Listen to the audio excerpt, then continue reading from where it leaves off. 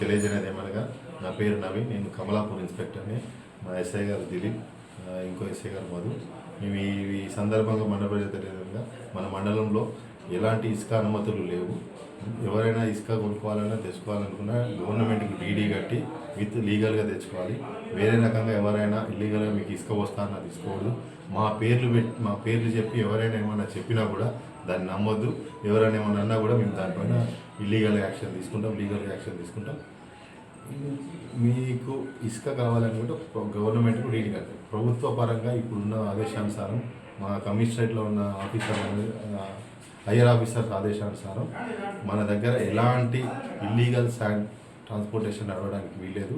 లీగల్గా తెచ్చుకున్న వాళ్ళకి మాత్రం పర్మిషన్ ఉంటుంది.